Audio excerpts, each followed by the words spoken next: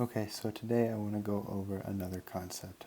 I'm sort of diving into these concepts a little quick, just because I think going over them quickly and then coming back to them will help us establish these concepts a little bit better, as opposed to dragging through one concept at a time. This hopefully will get you a little bit more excited, and hopefully also will help you understand things a little bit better by continuing to come back to them. So the concept I want to go over today is the covariant derivative.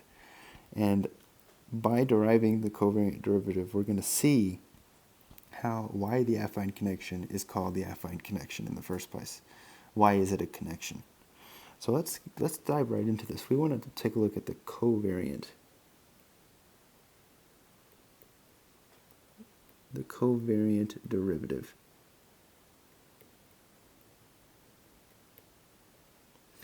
Okay, so the covariant derivative, suppose we were to take the derivative of a vector. Okay, so this is taking the derivative of a vector. We know that this is the same thing as taking the partial derivative with respect to mu of v alpha e alpha. All right, we established that v alpha e alpha, this is a vector. These are the components and these are the bases of the vectors.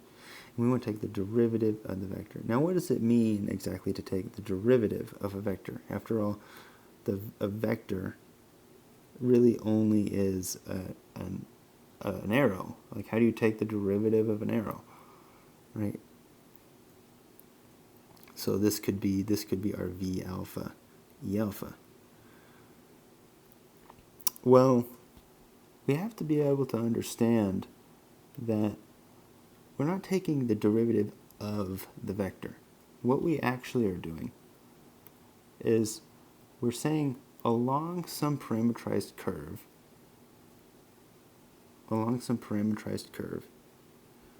dx, or defined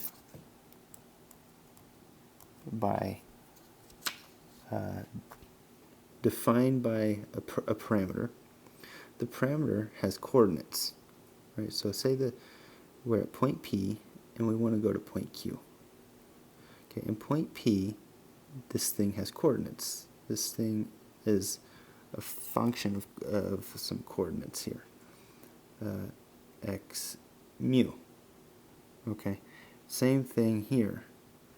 It's just that Q is, if we travel along a distance dx mu, Q is going to have coordinates x mu plus dx mu.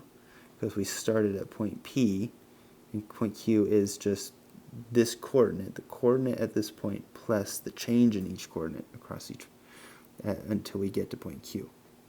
So that's sort of and then we impose a vector on that, and we want to take a look at how that changes as it travels across this, n-dimensional manifold. So however number of coordinates we have, that's the dimensions of our manifold. Okay, so we can say that this here, we can actually expand this out. We could say that this is dVA. We could take the derivative of the components first, and then with respect to mu, dx mu EA, plus v alpha dEA dx mu. Now if we remember, this guy here, this is the affine connection. Right? This is the affine connection right here. More specifically, it's the affine connection that looks like this. Right? We established this concept in an earlier video. We defined it to be that way. E gamma alpha mu, like that. So we can actually expand this out some more. We could say that dV alpha with respect to dx mu E alpha plus V alpha dE alpha dx mu. Actually, I just copied that. I want to actually call this gamma e gamma alpha mu, like this. Right, well, we can actually now, if we just changed some of this here, just change the name of the indices, we can do that. We can say that this is equal to, I'm just going to put a gamma right here instead, right? And I'll put a gamma here, and then these two guys have to match. I'll call that an alpha, E alpha. And then save the mu. And we have dV alpha dx mu E alpha. Well, now we can factor out the E alphas. dV alpha dx mu plus V alpha gamma alpha mu nu, and this has a basis, E alpha. Okay, this right here is the geodesic equation. This is the geodesic equation along the direction mu, in the muth direction of V. Okay, so this is, or not the geodesic equation, this is the covariant derivative. It's not too hard to derive this equation. We simply said, as we travel along this manifold, with a vector, if we want to ensure that the result is a vector, so that this is a vector because it has a basis, we need to have this covariant or this Christoffel symbol in place. Okay. And so this is kind of like a directional derivative where we have a regular derivative and then we have this thing here that sort of ensures that the result is a vector. So we could see, so if we call this here, we call this, these are just components. We can call this V alpha, right? So V is equal to V alpha, E alpha, right? This is just, these are the components we would calculate for this vector. Okay, I'll erase that.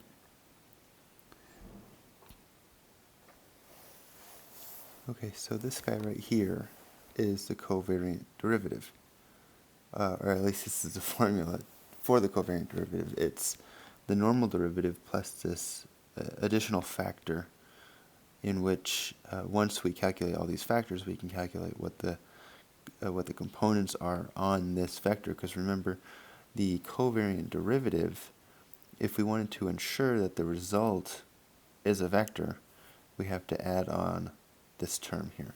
Okay. So let's all write this down again, but I want to talk about something now that's a little bit different. So here's our covariant derivative. So this is the derivative of our vector in the direction mu is equal to dV alpha. I'll just copy this down really quick. Plus dx mu plus V gamma alpha gamma mu. So if we set this equal to 0, this is an interesting point to make, and we'll come across this later. By setting this equal to 0, we're saying that the result after having done the derivative, or after having calculated the derivative, all these components here, the derivative vector ends up being the 0 vector, right? So this is a 0 vector. So what might this look like in a picture? Well, in this picture here, as we move along this parameterized curve in the direction dx mu at point x mu, we ultimately we arrive at a different vector, right? And the change, so if I were to copy this vector right here, say this is an exact copy of this vector, the change here is indeed a vector. So this guy right here is the vector we're trying to calculate. And this is the change in v. Well, so if we set the change equal to 0, then that means as we run along, as the vector runs along across this parameterized curve, there ultimately was no change. And this condition has a special name. Right? This condition has a special name, which is the parallel transport equation. So by virtue of adding this 0, we're saying that the derivative of this vector is the 0 vector, right? So this is parallel transport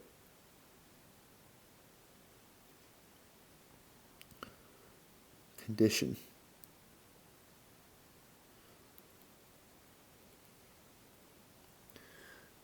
Okay, so this is a parallel transport condition, and in which this equals 0.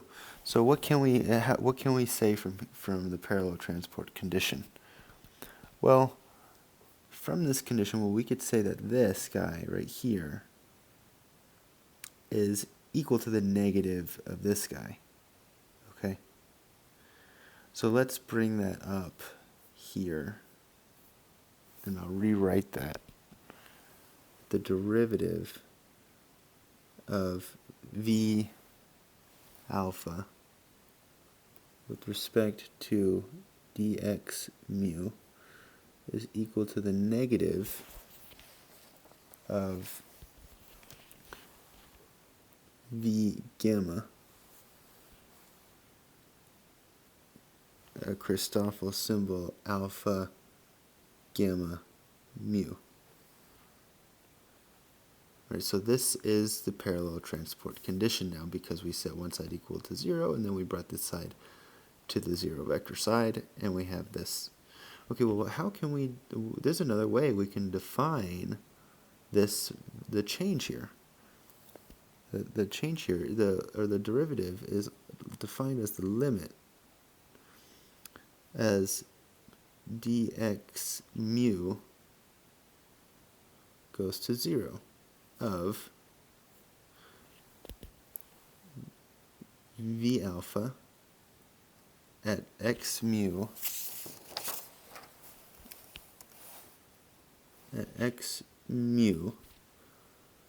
plus dx mu minus, pen's bugging out a little bit, minus v alpha at x mu. So this is v alpha at point Q.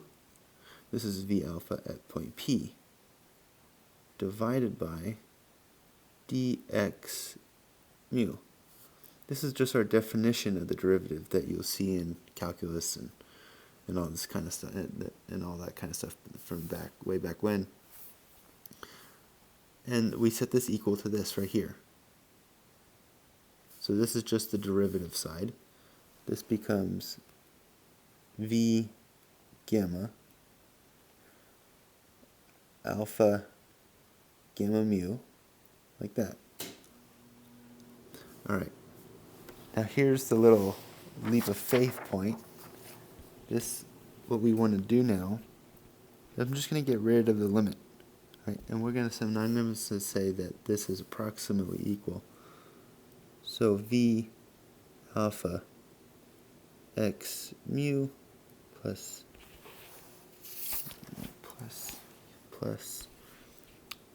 dx mu minus V alpha at x mu, like this, is approximately equal to V gamma affine connection alpha gamma mu. Okay, so we can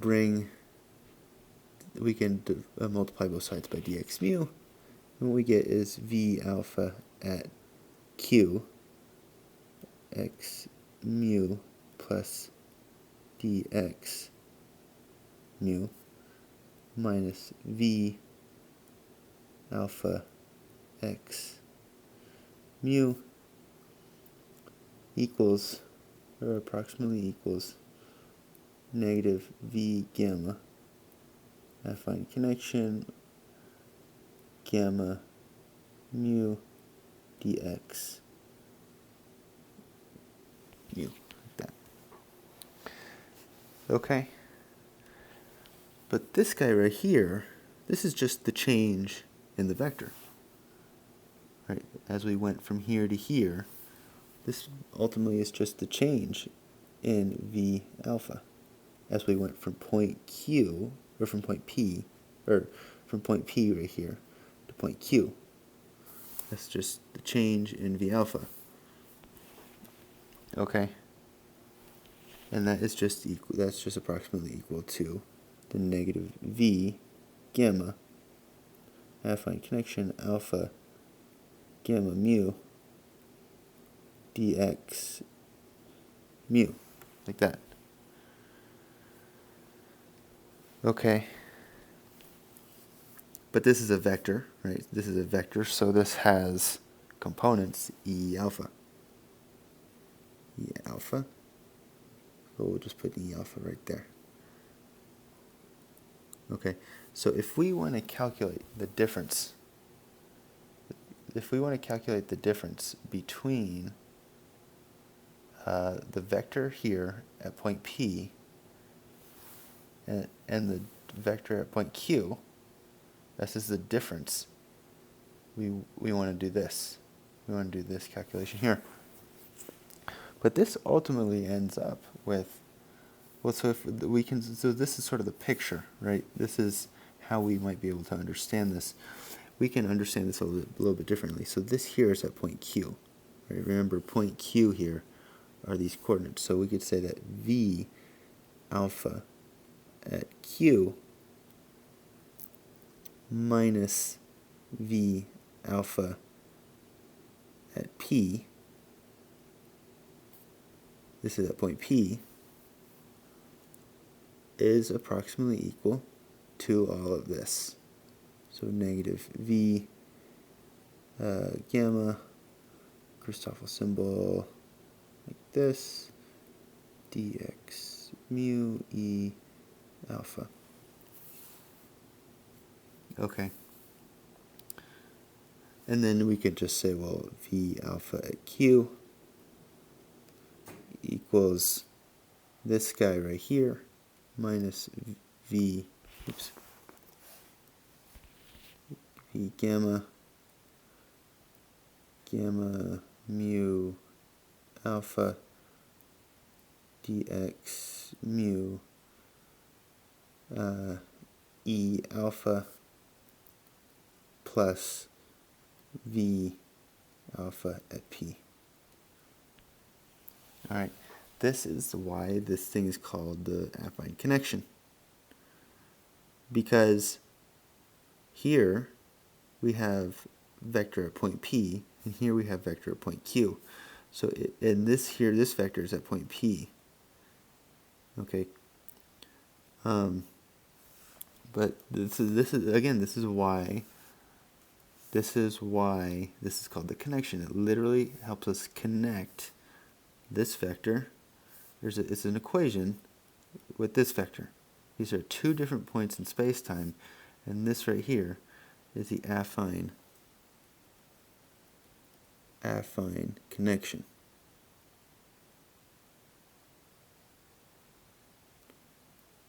Okay, this thing helps us calculate Q, the vector at point Q, given a vector at point P.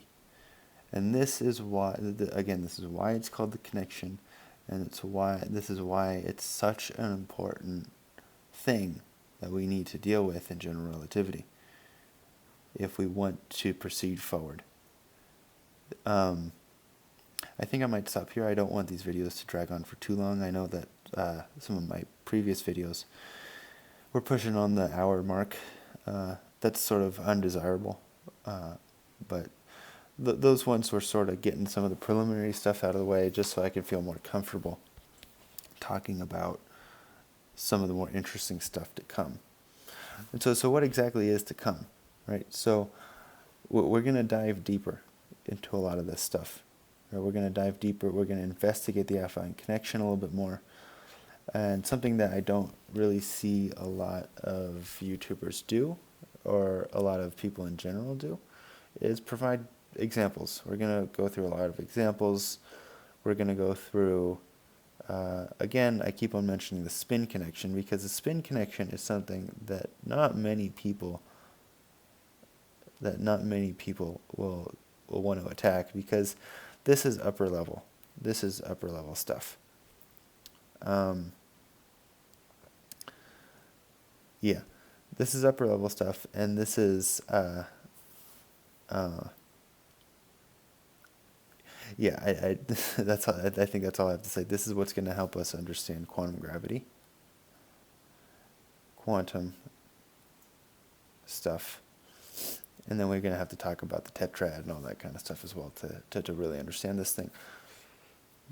But again, if we remember, we had intrinsic and extrinsic formulas for this guy as well.